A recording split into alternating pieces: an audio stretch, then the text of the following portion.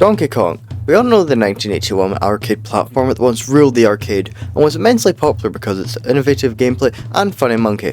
That's the only thing you need for a game to succeed. With the demand for Donkey Kong arcade cabinets being vastly larger than the amount that Nintendo could produce, this led to the creation of an official Donkey Kong bootleg that got the CEO of its own company arrested. This is Crazy Kong. Licensed in 1991 to Koei, who passed it on to their parent company, Falcon, to create a clone of the Donkey Kong arcade cabinets to sell only in Japan per contract. Now, there were two Crazy Kong cabinets released, Crazy Kong and Crazy Kong Part 2, which was basically just a bug fix for Crazy 1.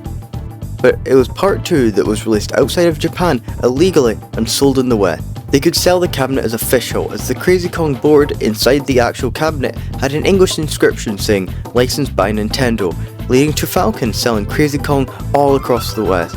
And because of the inscription, people could be convinced that Crazy Kong cabinets were perfectly legal. Along with Donkey Kong cabinets being expensive and difficult to obtain, meant that many lower budget places bought a Crazy Kong cabinet, because any Donkey Kong-esque game would bring in money.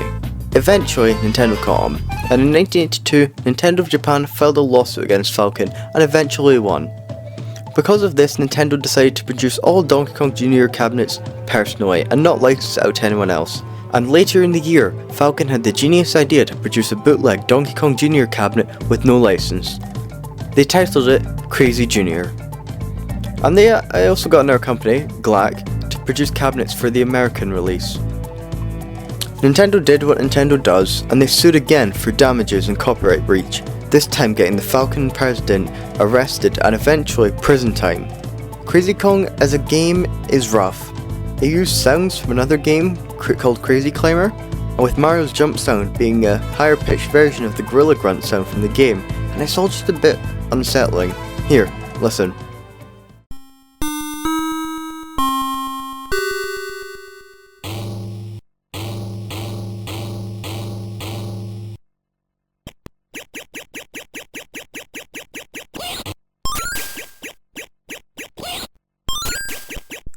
The game's sprites are also weird, with some being odd recolors, with things like blonde Pauline to Donkey Kong covered in toxic waste, and this frankly terrifying sprite that, I assure you, will haunt you.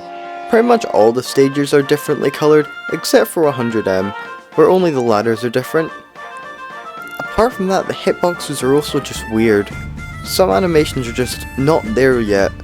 Looks like Crazy Kong has the barrel devil for it here, but for a cheap arcade bootleg in the early 80s, it does pretty well. Overall, Crazy Kong is weirdly best described as an official bootleg, and I think that's a funny way to describe it.